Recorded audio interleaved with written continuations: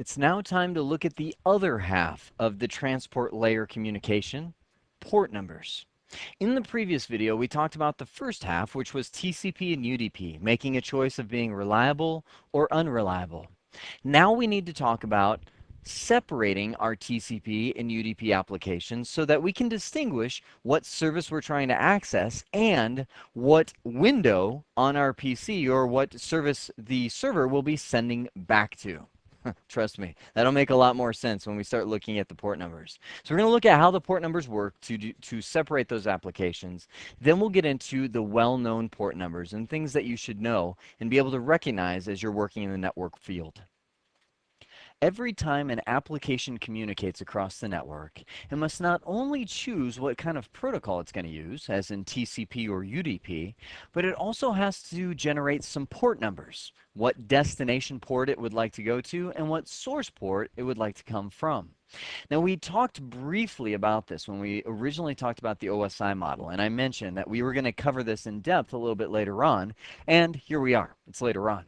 So let's say we have this host over here on the left-hand side, 10.1.1.10, communicating with the server 10.5.1.100 on the right-hand side. Let's just say he's got a web browser open, so he's using HTTP to access this. Well, HTTP uses a well-known port number of TCP, it's reliable, port 80. So when it sends a message over to the web server, that web server will receive it on TCP port 80. Now, the way it's actually designated, and you'll see it written plenty of times, is this host on the left sends a message to 10.5.1.100 : 80. By combining the port number with the IP address, the technical term for what you have is a socket, meaning you have opened a socket or a session over with that server. This is the destination socket that I'm going to. Now, when that server receives it on port 80, it goes, oh, you're not looking for my email services or my SQL database services or any of the other services that I'm running. Since you're going to port 80, that is the well-known port number assigned to HTTP. As a matter of fact, I have a slide dedicated to well-known port numbers, but let me just jump a little ahead of my slide, and I'm on eBay. I want a wireless webcam. I was looking for one. But let me show you. This is actually, let me drag this down a little bit further here. IANA, that is the people that govern the IP addresses and also maintain what's known as well-known port numbers. They have right here a list of well-known port numbers that are assigned.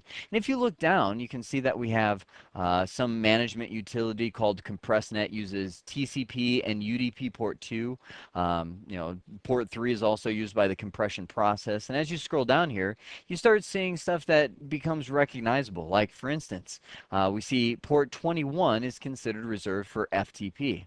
Scroll down some more and we see that port 22 is assigned to something known as SSH. We'll be going through a lot of these well-known port numbers, but if you look at this list, just look at that. This is all of the well-known port numbers or services that use these well-known port numbers that are out there. Right there we are. Port 80 uses TCP. You can see it's also known as www or www.http. It's just different ways of annotating the same thing, but they all use TCP port 80. And you also see that they've reserved UDP port 80 for that as well, if there's some application that decides it wants to communicate unreliably. Although I will tell you, 99% of the world uses TCP port 80. But I want to show you this. I'm moving over. Look at that. That's my scroll bar. Let me just grab that guy. You see how fast the things are scrolling over here on the left-hand side? I mean, just ports and ports and ports. And they have just about everything that is well known. I mean, look at this. I'm going to do a find. Let me shrink this down a little bit so you can see. I'm going to type in Warcraft. Enter. You can see that right there. World of Warcraft, Blizzard, WoW, uses TCP and UDP port 3724. So when people are playing the game World of Warcraft, their game is actually accessing that server on 3724. Now that server may be, somewhere out there, and it might be Blizzard. That's the people who make World of Warcraft. It might be their web server, and doing some other services for them as well. But when you come to that port number, that's how it knows what application you're trying to access. Now that's the destination port. The computer over here on the left-hand side also generates source ports because your computer, in a way, is like a server as well.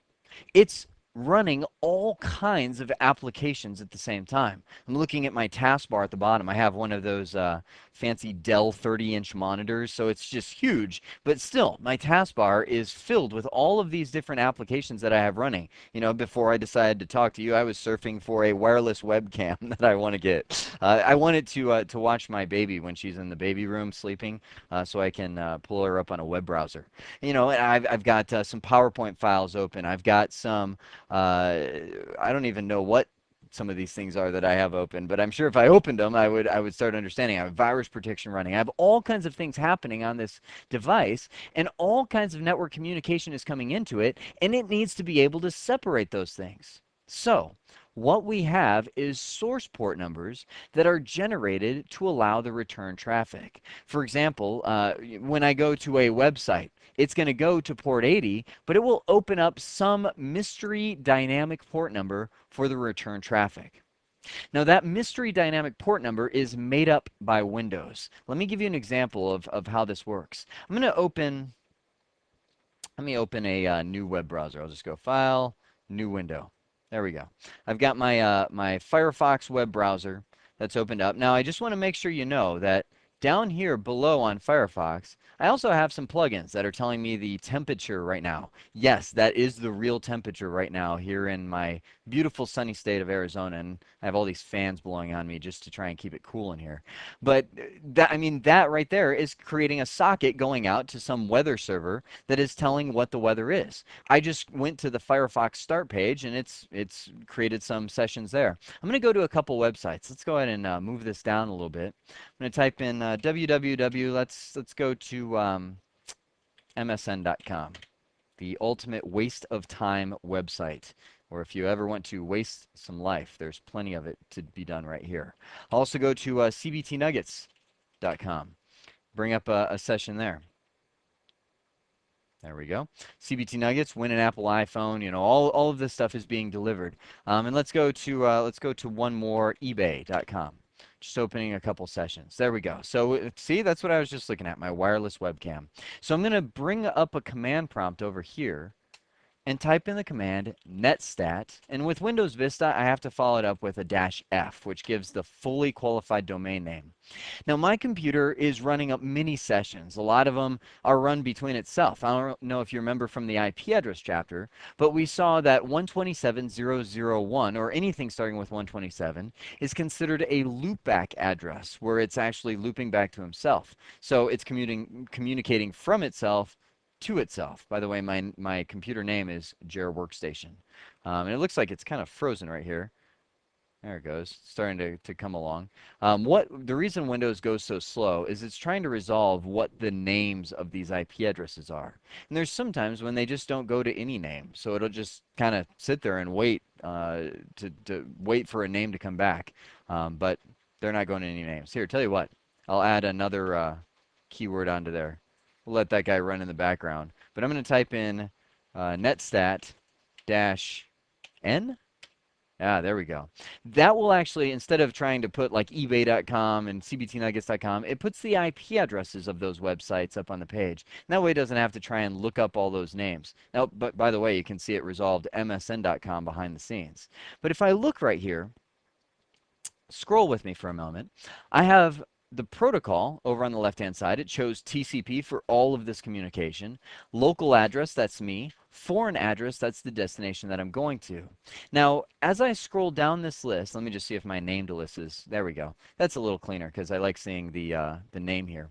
If I look down here at the foreign list, I can see, for instance, cbtnuggets.com : remember I said that was our socket, HTTP, to let me know that I'm using port 80. Now, Windows does hide all of the ugly port 80 and just puts HTTP there, unless I put that little N. But what I want to show you is over here on the left-hand side. Look at that. 172.30.2.50, 51.891. That is my source port number. So when my computer sent to ebay.com or cbtnuggets.com, it came up with 51, whatever it was, 891, is that what it was? So it came from a source, if I was put that in socket format, 172.30.2.50 colon 51891, just like it showed on that command prompt. So it went from that source to this destination. When the web server comes back and transmits back to me, it will send to a destination of this socket right here. And that's how my computer knows what Internet Explorer window to put that information in. That's how it distinguishes between the different applications. And that's how the port numbers work. At any given time, by the way, that's a great way to find out if you have a virus on your computer, is go to a command prompt and do a netstat. Because the virus will always be opening sessions to communicate to the outside world. And if you ever see things, like for instance, when I was doing this to kind of prepare to record this, I saw this guy right here. I was like, whoa, what is that? Deploy akamatechnologies.com, and I never opened a web browser to go there. And sure enough, I opened a web browser and went there, and nothing's there. Immediately before I recorded this video, I was thinking, that's creeping me out because I know I'm not opening a session to that server. What is that? So I did a little research and come to find out that is actually the Windows Update services that uses that server behind the scenes anytime it has some sort of update to use. But that is an example of how you can figure out when new sessions are coming from your computers. I encourage you, pause this video right now. Go to some websites, surf around. Don't even do that. Just open a command prompt, run CMD, and type in netstat. And just take a look at what sessions are coming from your computer. It's pretty awesome to be able to figure out what your computer is doing. Now that you've got the concept of what port numbers do, let's talk about the well-known port numbers. These are what I would consider the especially well-known ports, because you can see my note over in the lower right-hand corner. It says 0 through 1023. Like if I come up here to this port numbers list and scroll down through all these port numbers, all the way up to 1000, up here somewhere, right around here. 1023 is considered well-known port numbers. Anything after that, you can see, is considered registered port numbers or free-for-all port numbers that people can use. These port numbers, 0 through 1023, are considered reserved, meaning if I was to write an application, maybe I created my own online game, right? The Jeremy game. I could not use port numbers 0 through 1023 because they're reserved for other well-known services that I'm not able to touch. So I'd have to choose one of the other 65,000 port numbers. The other point I want to make is TCP and UDP have their own set of 65,530, I guess you could say 36, since it starts counting from 0, port numbers that are available. So for example, I might talk about a service like port 900 on TCP, and that may or may not be running the same service as port 900 on UDP. Maybe 900 TCP is for Jeremy's game, and 900 on UDP is for voice over IP features or something to that nature. So they run completely separate sets of ports. With that being said, these are the especially well-known port numbers. And when I say especially well-known, I mean port numbers that you are going to run into again and again and again in the networking industry. So much so, I would recommend committing this list to memory. Not sit there and do root memorization. Okay, 21 is FTP, 21 is FTP. You don't have to do that. I'm just saying that as you go through this series, you're going to start seeing these port numbers so many times, they should naturally embed themselves in your memory. Not just in this list format, but as we're doing tests and setting up connections and so on, we'll say, okay, we're going to use Telnet. Bing, in your mind should go off port 23, TCP. Those are the common applications. So let's just hit these real quick. TCP port 21 is considered FTP. That's file transfer protocol. It's used to send files back and forth on a server.